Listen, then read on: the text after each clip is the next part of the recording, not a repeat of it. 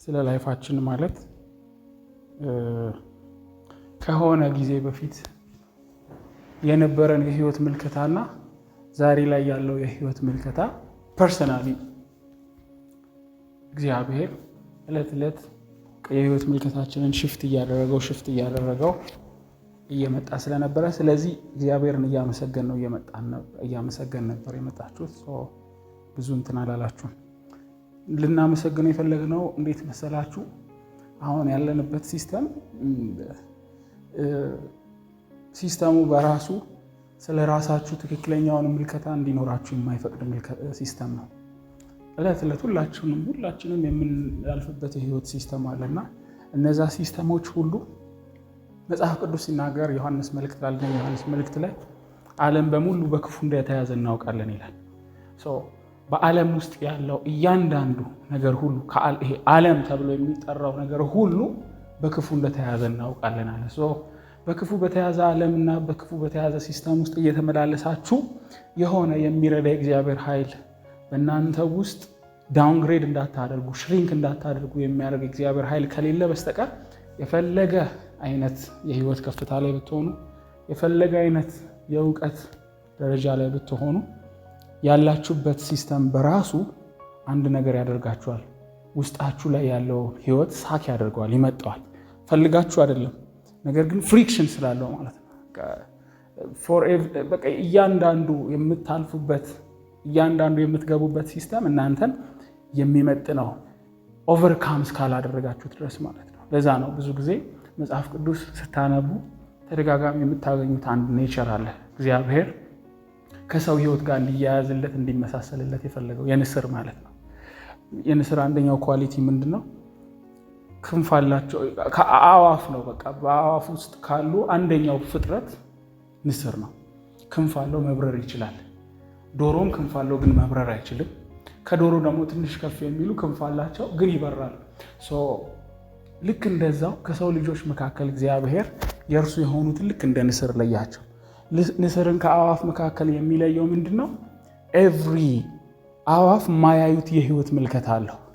ስለ ነገሮች፣ ስለ አደን ቢሆን፣ ስለ ህይወት ስርዓት ቢሆን፣ ስለ መታደስ ቢሆን፣ ስለ መብረርም ቢሆን ሌሎች አዋፍ እንደሱ ክንፍ አላቸው። ከሱም ግዝፈት በነገራችን ላይ ልክ ንስር የሚያክል እንትን አለ። ኢቭን ከንስርም የገዘፈ ፊዚካል ያላቸው አካላት አሉ። ለምሳሌ ሰጎን አዋፍ ነው፣ ክንፍ አለው፣ ግን ነገርየው በገዘፈ አይደለም፣ ነገርየው በእንትን አይደለም። ጭራሽ ንስርን የምታዩት መሬት ላይ ከጅብ ጋራ ከምን ጋራ አብሮ ሲተረማመስ ነው የምታዩት። ጭራሽ እሱ ደግሞ የመብረር አይዲያም የለው። ኢትስ ኖት አባውት ግራቪቲ አይደለም ጉዳዩ፣ የግራቪቲ ምናምን አይደለም፣ ነገርየው የምልከታ ጉዳይ ስለሆነ። ንስር ግን ከሌሎች አዋፎች የሚለየው አንድ ባህሪ አለው። ስለ አመጋገብ ሌላ አዋፍ የሌለው። ለምሳሌ የሆነ አሞራ፣ ግዙፍ አሞራ የንስርን እንትን ያክላል፣ ፊዚካል አለው። ነገር ግን ምን ልላችሁ ነው? ነገርየው ኢትስ ኖት አባውት ፊዚካል። አሁን ምን ይመስለናል ብዙ ጊዜ የተሳካላቸውን ሰዎችና ያልተሳካላቸውን ሰዎች ስናነጻጽር እኛ እንኳን ራሳቸው እንደ እሱ እኮ የተሳካለት እጁ ላይ የሆነ ነገር ነበረው፣ ወይ ደግሞ ቤተሰቡ እንደዚህ ነበረው፣ እሱ ደግሞ ያልተሳካለት እንዲህ የሚል ነገር አለ። ኢትስ ኖት አባውት ስታተስ ወይም ደግሞ እንትን አይደለም። ነገርየው በውስጣችን ያለ ነገር ነው። ስለ ምስጋናው እያወራሁ ነው። እና የንስር አንደኛው ባህሪ ምንድነው? በቃ የሞተ ነገር አይበላም፣ ራሱ አድነው ነው የሚበላው። ከሌሎች አዋፍ የሚለየው ያ ነው። የንስር አንደኛው ኳሊቲ ግን ላወራችሁ የፈለኩት አንድ ነገር ነው። ልክ ንስር አንድ ባህሪ ያለው፣ ዝናብ ሲመጣ ዛፍ አይደለም የሚፈልገው። ሄዳችሁ ጉግል ብታደርጉ የንስር ባህሪ ልክ ዝናብ ሲመጣ የሆነ ቢውልዲንግ ውስጥ መወሸቅ አይደለም የሚያስበው። ወፎች ሁሉ የምታያቸው ልክ ዝናብ ሲመጣ አንድ ነገር አለ። በቃ ዛፍ ያለው ወደ ዛፉ ይገባል። ከዛፍ በታች ጥላ የሰራው እዛ ጋር ይገባል። መሸሸጊያ ያገኘው የሆነ መሸሸጊያ ይገባል። ንስር ግን እንደዛ አይደለም የሚያደርገው። ለሞመንት ንስር ዝናብ ሲመጣ አንድ ነገር ያደርጋል። ከዝናቡ አልፎ ዝናቡን ያመጣውን ያንን ደመና አልፎ ሰንጥቆ ከደመናው በላይ ይቀመጣል። ዝናቡ ላይ ያገኘው አይችልም፣ ደመናው ላይ ነው የሚቀመጠው። እና ዝናቡን ያመነጨው ያ የደመናው ስብስብ እላዩ ላይ ሄዶ ነው የሚቀመጠው። ልክ እንደዛ በህይወታችን በክፉ የተያዘ ዓለም ውስጥ እየተመላለስን በክፉ የተያዘ ዓለም ውስጥ እያለን ከዓለሙ በታች እስካለን ድረስ ዓለሙን የሚያጠቃው እያንዳንዱ ዓለሙን ቪክቲም የሚያደርገው እያንዳንዱ ነገር እኛንም ቪክቲም ያደርገናል። ከዓለሙ በላይ ሆነን መኖር እስካልቻለን ድረስ ከዓለሙ በላይ የዓለሙን ሲስተም ኦቨርዌልም ካደረገው ከሌላ አካል ጋር ኮሚኒኬት እስካላደረግን ድረስ የምናልፍበት ሲስተም ሁሉ ህይወታችንን መራራ ያደርገዋል። ከመራርነት መውጣት በቃ ካለንበት ውስንነት ካለንበት ሊሚቴሽን መውጣት የህይወታችን ኪ ፖይንት ነው። በህይወታችን ላይ የማንፈልገው ኑሮ ውስጥ የምንኖርና የምንመላለሰው ኑሮውን ስላልፈለግነው አይደለም፣ ስለ ኑሮ ያለን ምልከታ ትክክለኛ ጤናማ ስላልሆነ ደሞመንት አንድ ከእግዚአብሔር ተወልጃለሁ የሚል ሰው ከእግዚአብሔር የተወለደ ዳግመኛ የተወለደ ሰው ዳግመኛ ከተወለደበት ቀን ጀምሮ የእግዚአብሔር ሐሳብ እግዚአብሔር በልጁ በክርስቶስ ኢየሱስ በኩል የሰጠውን መልክ እንዲኖርለት ነው። ልክ ያንን መልክ መኖር በጀመረ ታይም ላይ ሲቹዌሽኖቹ አይቀየሩም። የህይወት ሰርከምፈረንሱ አይቀየርም፣ ዙሪያው አይቀየርም። ነገር ግን አንድ ነገር ይሆናል። እየተመላለሰ ባለበት የህይወት ምልልስ በህይወት ጎዳናው ላይ እግዚአብሔር ስለ እርሱ ያለውን የህይወት ጎዳና ማወቅ ይጀምራል። ባወቀ መጠን ምናልባት ዛሬ ላይ ችግር የሆኑበት ነገሮች፣ ምናልባት ዛሬ ህይወቴን መራራ ያደረገው ህይወቴን እንደፈለግኩት ነገር እንዳልኖር ያደረገኝ ይሄ ነው ብሎ የሚያማርርበት ችግር ምናልባት የብለሲንጉ ሚስጥር ሊሆን ይችላል። ምንም መንፈሳዊ መሆን እንኳን አያስፈልግም። አሁን ዛሬ ላይ የምናያቸው ትልልቅ ኢኖቬሽኖች የችግር ውጤት ናቸው። ስልክ በሉት፣ መብራት በሉት፣ ምን በሉት፣ ዩሲ የተባረከ አእምሮ ያለው እግዚአብሔር ሁሌ በህይወታችሁ ላይ መገንዘብ ያለባችሁ ስናመሰግነው የነበረውም ይሄ ነው። በምስጋናችን መሃል በቃ ይሄም ትዝ ብሎ ነው። እግዚአብሔር በህይወታችሁ ላይ ነገራችሁንና ህይወታችሁን እርሱ ከሚያስበው አንጻር ሊያደርገው ሲፈልግ ካሽ አይደለም የሚሰጣችሁ፣ ወይ የሆነ ነገር አይደለም የሚሰጣችሁ። እርሱ ስለሚያስበው ነገር ማሰብ ትችሉ ዘንድ መንፈሳዊ አእምሮ ነው የሚያበዛላችሁ። በህይወታችሁ ላይ አልቀየር ያላችሁ እንዲቀየር ፈልጋችሁ የሄዳችሁበት ጉዳዮች ሁሉ ነገርየው አይቀየርም። እናንተ ስለ ነገርየው ያላችሁ መልከታ ይቀየራል እንጂ። ትዝ የሚላችሁ ከሆነ መጽሐፍ ቅዱስ ላይ ዘሩባቤል ጋራ አንድ መልእክት እግዚአብሔር መጣ። ዘሩባቤል በጊዜው እግዚአብሔር ካህን ነው፣ አገልጋይ ነው። እግዚአብሔርን ቤተ መቅደስ ይሰራ ዘንድ የጀመረ ነው። እግዚአብሔር ቤተ መቅደስ ፈርሷል። ሰለሞን የሰራው ያ ሂውጅ ቤተ መቅደስ የፈረሰበት ዘመን ላይ ከሆነ ጊዜ በኋላ እግዚአብሔር በዘሩባቤል በኩል ቤተ መቅደሱ ይሰራ ዘንድ ተጀመረ እና ቤተ መቅደሱን ይሰራ በጀመረ ታይም ላይ ነገሮች አልጋ ባልጋ አልሆናሉ። ልክ የሆነ ነገር ሲያደርግ ተቃዋሚ ይመጣል። አቁም ስራ አቁም የሚል ይመጣል። ልክ የሆነ ነገር ልክ ደንብ አስከባሪ እንደማለት ነው። ህገወጥ ቤት ሲሰሩ የሆነ ካሽ ሲል ደንብ አስከባሪ ልክ እንደሚመጣ ልክ በዛን ታይም ላይ የሆነ ስልጣን የነበራቸው ሰዎች ቤተ መቅደሱ ሊሰራ ሲጀምር ሲነሳ ይመጣሉ፣ ያስቆሙታል። ከሱ የበረታ ፊዚካል ፓወር ስለነበራቸው ከዚህ የሆነ ታይም ላይ እግዚአብሔር መጣና እንደዚህ ያለ በኃይልና በብርታት አይደለም በመንፈሴ እንጂ እና እርግጠኛ ነኝ ዘሩባቤል በዛን ታይም ላይ ጸልያል። ጌታ ሆይ እነዚህን ተቃዋሚዎች ከዙሪያ ያጽዳ ብሎ እግዚአብሔር እርግጠኛ ነኝ ለሱ እንዲመልስለት ፈልጎ ጸልያል። ምላሹ ግን እግዚአብሔር ወደ ዘሩባቤል ሲመጣ ዘሩባቤል ኤክስፔክት ባደረገበት ወይ አልነበረም። ምን አለው እግዚአብሔር ነው አለው፣ ነገርን የምትቀይረው ኢቭን የኔ ስራ ከሆነ ኢቭን የራሱ ቤት አይደለም የሚሰራ የእግዚአብሔርን ቤት ሊሰራ እያለ ነው ኦብስታክል የሚገጥመውና ኢቭን የኔን ቤት የምትሰራው አለ በኃይልና በብርታት አይደለም አለ በመንፈሴ እንጂ። ከዛ የዛን ታይም ላይ አንድ ነገር አለ። ልክ ዘሩባቤል ጋር እግዚአብሔር አውርቶ ሲጨርስ ዘሩባቤል ስለ ተራራው ዘሩባቤል ስለ ተቃዋሚዎቹ ያለው ምልከታ ሲቀየር እግዚአብሔር ሄዶ ሁኔታውን አናገር። አንተ ታላቅ ተራራ ሆይ አለ በልጄ በዘሩባቤል ፊት ምንድነው ደልዳላ ሜዳ ትሆናለህ። ይሄ ኮማንድ ይሄ ትእዛዝ ግን ቀድሞ ተራራው ጋር አልወጣም። እግዚአብሔር ያንን አውጥቶ ወደ ዘሩባቤል ማውጣት ይችላል። ነገርየው እንደዛ አይደለም የሚሰራው። እግዚአብሔር ተራራችሁን የሚያናግረውና ተራራችሁን የሚያዘው እናንተና እግዚአብሔር ዲል አድርጋችሁ ስትጨርሱ ነው። መጀመሪያ በኃይልና በብርታት አይደለም።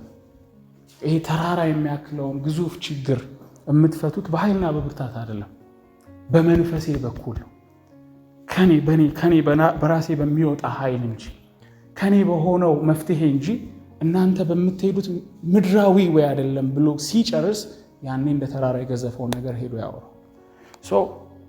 በህይወታችን ላይ እግዚአብሔር የሚፈልገው ምስጋናችንም እየበዛ የሚሄደው እንደ ሃይማኖተኛ ካሰብነው በቃ ዝም ብለህ አመስግን ነው የሚባል ነገር የለም። መንፈስ ዓለም ዝም ብለህ አመስግን የለም፣ አይመጣላችሁም ተብላችሁ ታውቃለህ ተብዬ ስለማውቅ ነው። በቃ ችግር የለውም ቢሆንም ባይሆንም ማመስገን የሚባል ነገር የለም።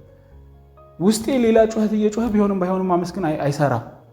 ትክክለኛ የምስጋና ኮንቴንት ውስጥ የምንገባው አንድ ነገር ሲገባ ነው። እያስጨነቀን እያለቀስንበት ያለው ሁኔታ ላይ ሆነን ማመስገን የምንችለው አንድ ነገር ሲገባ ነው። እግዚአብሔር ስለኛ ያለው ምልከታ በትክክል ከገባን የሚያስለቅሰው ጉዳይ ላይ ቆመን የሚያስለቅሰው ነገር ሳይቀየር ህይወታችንን በጣም አፍኖ የያዘው ነገር ሳይቀየር ያኔ ማመስገን እንችላለን።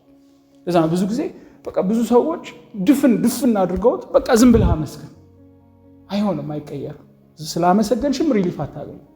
ለዛ ነው እግዚአብሔር ቃል ሲናገር እንደዚህ ይላል፣ ምስጋናን የሚሰዋ እርሱ ያከብረኛል፣ ማዳኔንም የማሳይበት መንገድ በዚህ ያለ ይላል። እና ይሄ ቃል መዝሙር ላይ የተጻፈው ይሄ ቃል በትክክል አልተተረጎመም። እግዚአብሔር እያለው ስለ ሁኔታ ማመስገን አይደለም። አሁን ብዙ ሰዎች በቃ ጌታ ሆይ ስለዚህ ትልቅ ተራራ አመስግን ተብሏላ። መዳንን የምታገኘው እግዚአብሔር ማዳን የሚገለጠው በሁኔታ ላይ ብለው ሰዎች ስላስተማሩት ምን ይላል? በቃ ይኸው ሚስቴ ልትሞት ነው፣ ሚስቴ ታማለች፣ በእሷ ጉዳይ ላይ ተመስገን፣ በሽቷ ላይ ተመስገን። እግዚአብሔር ስለዚህ እያወራ አይደለም። ምን እያለ ነው? እዚህ ጋር ለሞት የሚያደርስ ችግር ገጥሞሃል፣ እዚህ ጋር የገዘፈ ችግር አለብህ። በዛ ውስጥ ግን ማመስገን የሚችል ማንነት ምን ማለት ነው? ሁኔታ ሳይቀየር አንድ ነገር ይገባሻል፣ አንድ ነገር ይገባሃል። ዙሪያዬ ላይ ከከበበኝ ሞት በላይ እግዚአብሔር ሕያው ነው። እግዚአብሔር ሕያው ነው። የእግዚአብሔር ሕያውነት ሲገባችሁ ዙሪያችሁ ላይ ያለው የሞት ድምፅ እናንተን አያስጨንቅም። ለዛ ነው ጳውሎስ እንደዚህ ያለ እንተርፋለን የሚል ተስፋ ተቆርጦ ነበራል። እንደውም አንድ ቦታ ቆሮንቶስ ላይ የሞትን ድምፅ በውስጣችን ሰምተን ነበር። ኢማጂን፣ ይህን እያለ ያለው ፖል ነው። በእናንተ ውስጥ መንፈስ ቅዱስ ይኖራል ያለው ሰውዬ ራሱ ምን አለ? የሆነ ታይም ላይ በቃ የሞትን ድምፅ በውስጣችን ሰምተን ነበር። መንፈስ ቅዱስ ያለበት ሰውዬ፣ መንፈስ ቅዱስ በእርሱ ውስጥ የሚኖርበት ሰው የሆነ ታይም ላይ የሞትን ድምፅ ሰምቶ ነበር። ነገር ግን በወደደን በእርሱ አለ ከአሸናፊዎች እንበልጣለን።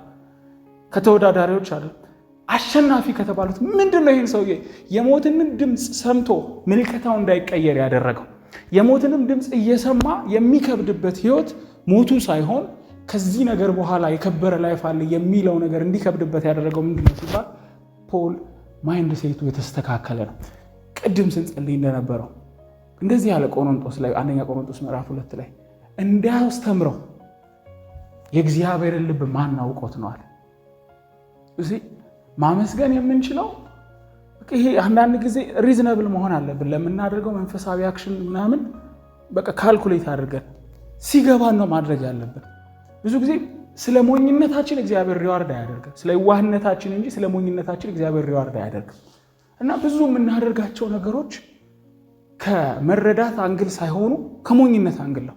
በቃ ምንም ቢሆን እግዚአብሔር ሁሉን ቻይ ነው፣ ሁሉን ያውቃል፣ ይሰማኛል፣ ይመልስልኛል፣ አይመልስም። እንቅጭ ያለው መልሶ ይሄ እግዚአብሔር ምላሽን የሚሰጠው ለምን አይነት ሰው ነው? እውነት ነው ገና በኢንፋንትነት ወራችን ገና ይሄ በእንጭጭ ጨቅላ ነው የሚባለው። በጨቅላነት ወራችን እግዚአብሔር ነገሮችን ሁሉ በህይወታችን ላይ የሚያመጣው ሁሉ ከኛ በሆነ ነገር አይደለም፣ ከኛ ጋር ባልተነካካ መንገድ ነው። ሲያድነን ከኛ ጋር ባልተነካካ መንገድ ነው። ሲረዳን ከኛ ጋር ባልተነካካ መንገድ ነው። ኤቭሪ ነገር በህይወታችን ላይ በርን ሲከፍትልን ከኛ ጋር ባልተነካካ ቢኮዝ ከእግዚአብሔር ጋር አብሮ ለመስራት የሚያስችል የህይወት ቁመና ስላልገነባ ነው ማለት ነው። በሞመንት ግን ከዳናችሁ በኋላና በእግዚአብሔር ዓለም ውስጥ መመላለስ ከጀመራችሁ በኋላ እግዚአብሔር የሚፈልገው አንድ ነገር አለ በህይወታችን ላይ፣ የክርስቶስ አእምሮ። ቅድም ይሄንን ነበር ስንጸልይ የነበረው። እንዲያስተምረው የጌታን ልብ ማናውቁት ነዋልና እኛ ግን የክርስቶስ ልብ አለን። ያው ልብ ይላል እንግሊዘኛው፣ ግን we have the mind of Christ ነው የሚለው። የክርስቶስ አእምሮ አለን። ይህ የክርስቶስ አእምሮ የሚገለጠው እኛ ከእግዚአብሔር ጋር ባለን የዕለት ተዕለት ህብረት ነው። በህይወታችን ላይ ፈልገን ያጣናቸው ደስታዎች ቢመጡ ደስተኛ እንደማያደርጉን እስከምንረዳ ድረስ እግዚአብሔር የሚያስፈልጉን ነገሮች ሁሉ ፕሮቫይድ አያደርግም። ደስታ አገኝባታለሁ፣ አርፍበታለሁ፣ ይህን ካገኘው በኋላ ጥያቄ አይኖረኝም ብለን ክሌም ያደረግናቸው ሊስት ሰርተን ያስቀመጥናቸው ነገሮች ሁሉ የኛ የደስታ ምንጭና የህይወት መሰረት እንዳልሆኑ እስከምንረዳ ድረስ እግዚአብሔር እነዛን ነገሮች በህይወታችን ላይ አይገልጥም። አንድ ሰው ዶም ሳጠባው አንድ የእግዚአብሔር ልጅ ዕለት ዕለት ከህይወት እየጎደለ የሚመጣው እግዚአብሔር ያየለትን እንዳይኖር የሚያደርገው እደሰትበታለሁ፣ አርፍበታለሁ፣ ይሄ የስኬቴ ምንጭ ነው ብሎ ሊስት ያደረገው ነገር በህይወታችሁ ላይ እግዚአብሔር ስኬት ያለው ነው ስኬት ብላችሁ እስካልተረዳችሁ ድረስና እግዚአብሔር ስኬት ያለውን ስኬት ለማግኘትና በህይወታችሁ ላይ አካል ለማልበስ እስካልሮጣችሁ ድረስ በእውነት ነው ብላችሁ ይሄ ከግልም ኤክስፒሪየንስ ነው ማግራችሁ የፈለገ ነገር ልትደክሙ ትችላላችሁ። ልክ ስትይዙት ድካም ነው የሮጣችሁለት ነገር። ለዛ ነው እስራኤላውያንን እግዚአብሔር ከግብጽ ምድር አውጥቶ ከነዓን ከመግባታቸው በፊት የሆነ ቦርደር ላይ አስቆመና እግዚአብሔር በሙሴ በኩል እንደዚህ አላቸው፣ አምላክህን ጌታህን በጠበቅከው ታይም ላይ ባመለከው ታይም ላይ ወርሺፕ ባደረከው ሁሉ እግዚአብሔር እህልና ውሃን ይባርከዋል። ቢኮዝ ሶርስ እህልና ውሃ የተገናኘው ካንተ ጥረትና ካንተ ምንጭ ጋር ሳይሆን ካንተ ወርሺፕ ካንተ ትክክለኛው ወርሺፕ ጋር የተገናኘ ስለሆነ እግዚአብሔር እህልና ውሃን ይባርከዋል፣ በሽታን ከመካከል ያርቀዋል፣ በምድር መካን የሚኖር አይኖርም፣ የሚጨነግፍ አይኖርም አለና እግዚአብሔር ዘረዘረላቸው። ይሄ ነገር ሁሉ በእኔ ውስጥ ያለ ነው። ምን ልባላችሁ? በሌላ አማርኛ ሆሴ ላይ እንደዚህ ያላቸው እግዚአብሔር ራሱ እንደዚህ ያለ እኔ እንደለመለመ ጽድ ነኝ አለና ፍሬያማነትህን በእኔ ዘንድ ይገኛል። እግዚአብሔር ምን አለ? ኤቭሪ የምትፈልጋቸው በህይወት የምትፈልጋቸው ፍሩትፉል እንድትሆን የምትሮጥላቸው ነገሮች ሁሉ እኔ ውስጥ ነው ያሉት። ከኔ ጋራ በሆንክ ታይም ላይ ከኔ ጋራ ሰላም በሆንክ ታይም ላይ ኤቭሪ ዙሪያ ሁሉ ሰላም እንደሆነ ይቀጥላል። ነገር ግን አለ ከኔ ጋር በተጣላ ታይምና ፊትህን ከኔ ባዞርክ ታይም ላይ ትበላለህ አለው፣ ረሃብ ይሰማሃል፣ እየበላህ አትረካም፣ ልብስ እየደረብክ አይሞቅህ፣ ትለብሳለህ፣ ደስታን ግን አታገኘውም። ግን እኮ ይዘኸዋል፣ ግን ይዘሽዋል፣ እጅ ላይ አለ እኮ ኦልሬዲ ማለት ቆይ ይሄኛውን ነገር ባደርገው ደስታለሁ የምትለው ነገር ሁሉ ይሄ ዊሽም አይደለም። አሁን ፊዚካሊ እጅህ ላይ አለ። ነገር ግን ሄደህ ስታደርገው ደስታ የለም፣ እረፍት የለም። ለምን ሲባል ፍሬያማነትህና የህይወት ኮንተንትመንት የህይወት እርካታ እኔ ውስጥ ስለሆነ ያለው በእኔ ውስጥ ሆነ ነገሮችን ለማድረግ እስካልተንቀሳቀስክ ድረስ ኤቭሪ የምትሄድባቸው ነገሮች ሁሉ ድካም ይሆናሉ አለ። ስለዚህ በህይወታችን ምስጋና የተሞላን ህይወት እንድንኖርና ከምስጋና ወደ ምስጋና ከፍ እያለን እንድንሄድ እንድንጨምር የሚያደርገን ይህንን የክርስቶስ አእምሮ በትክክል መረዳት። ይሄ የክርስቶስ አእምሮ የሆነ ኒውክሌር ፊዚክስ አይደለም። እንትን ፎርሙላን እንትንን ከንትን ጋር አጋጭተን እንትንን ከንትን ጋር ደባልቀን የምናመጣው አይደለም። ይሄ ክርስቶስ አእምሮ እግዚአብሔር ጴጥሮስ እንደዚህ ያለ የመለኮቱ ኃይል አለ በገዛ ክብሩና በበጎነቱ ለህይወትና እግዚአብሔርን ለመምሰል የሚያስፈልገውን ሁሉ ስለሰጠን በጌታችን በኢየሱስ ክርስቶስ እያለቀጠለ እግዚአብሔር በበጎነቱ ካንቺ በሆነ ዕውቀት አይደለም የማይንድ ትልቅ የሆነ ፋካሊቲም ስላላ አይደለም። በቃ በበጎነቱ ይህንን ዕውቀት ሊገልጠው የሚችለው ይህን የእግዚአብሔር ሚስጥር ከዘላለም ከትውልዶች ተሰውሮ ያለውን የክርስቶስን አእምሮ በአንቺ ውስጥ እንዲገልጥ መንፈስ ቅዱስን ሰጥቶናል። ይሄ ነው ሰው በትክክል ከመንፈስ ቅዱስ ጋር የአላይመንትን ላይፍ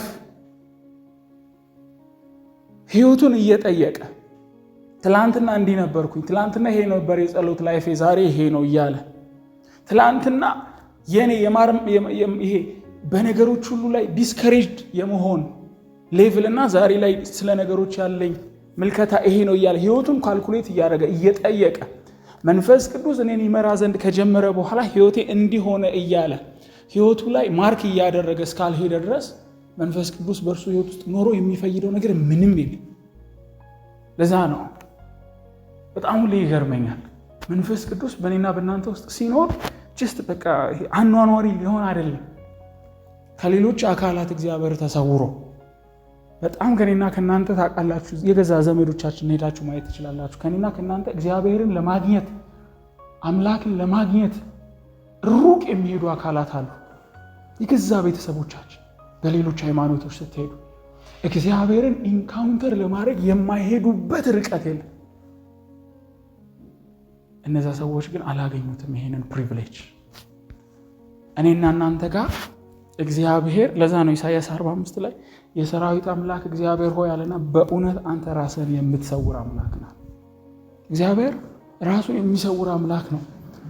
ከሌሎች ሰውሮ ይላል። እንደውም አንድ ቦታ ላይ እግዚአብሔር ከትውልዶችና ከዘመናት ሁሉ የሰወረው ጥበቡን በሚስጥር ለኛ ገለጠው ይላል። ከትውልዶች ከዘመናት የሰወረው እና እግዚአብሔር ላንቺ በመንፈስ ቅዱስ በኩል ራሱን ሲገልጥ ቀላል አይደለም።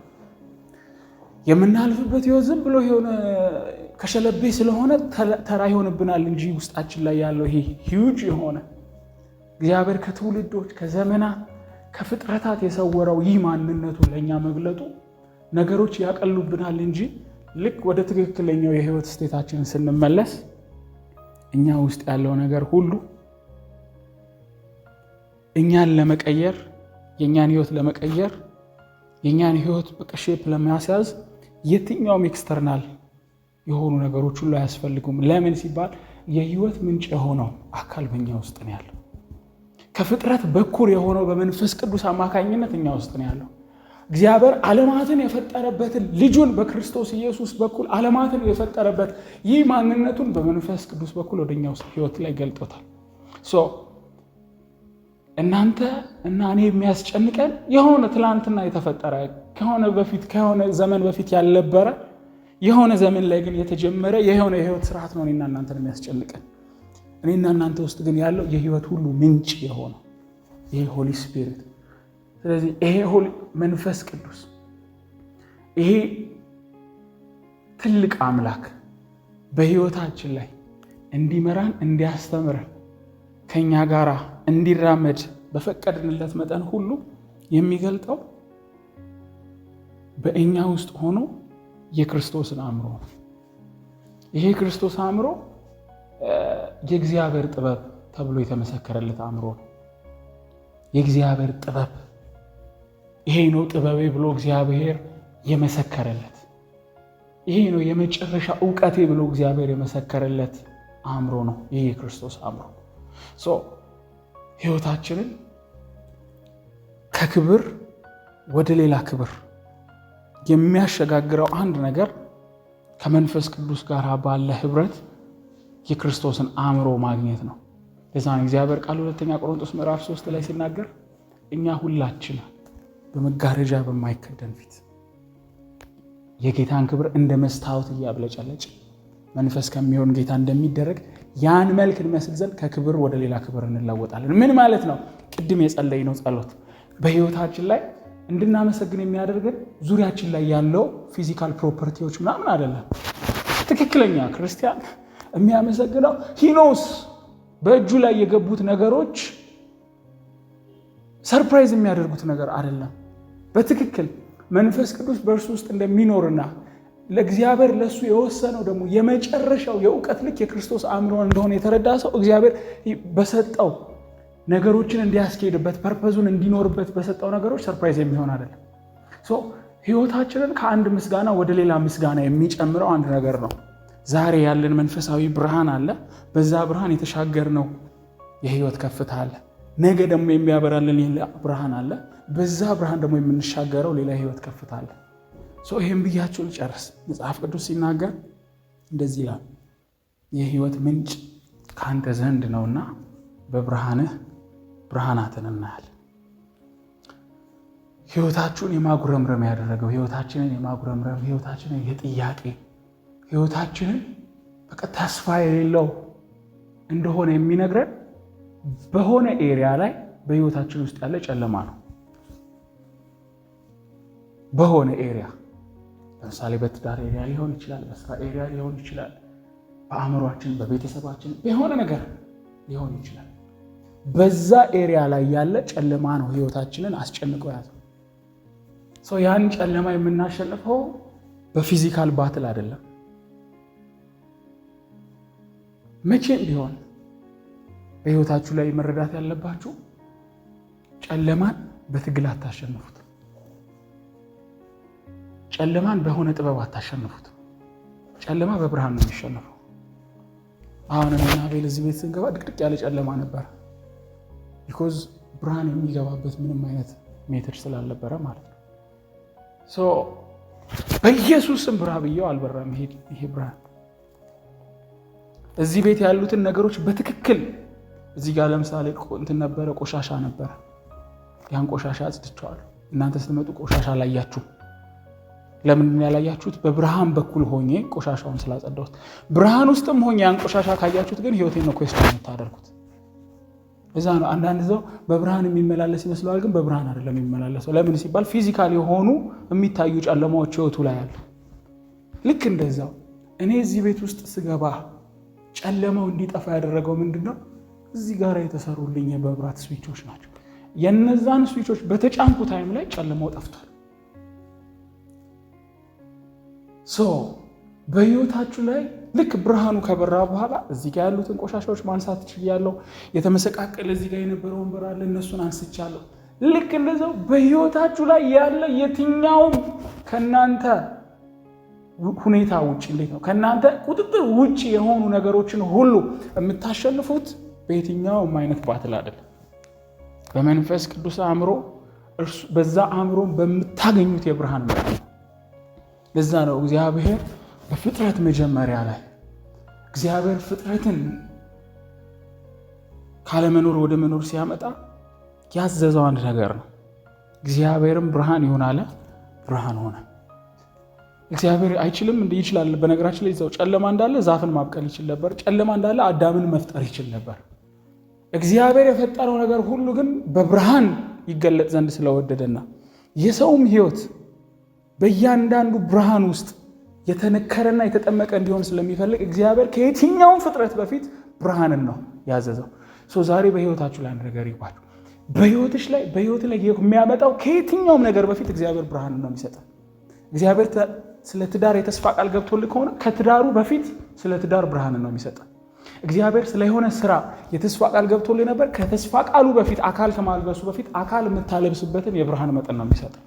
ልክ ያ ያገኘኸው የብርሃን መጠን በብርሃንህ ብርሃናትን እናያለናል። የህይወት ምንጭ ካንተ ዘንድ ነውና በብርሃንህ ብርሃናትን እናያለን። ያ ባገኛችሁት ብርሃን ነገሮችን ካለመኖር ወደ መኖር የሚያመጣ የእግዚአብሔር አቅም በእናንተ ህይወት ላይ በእኔ ህይወት ላይ ይገለጣል።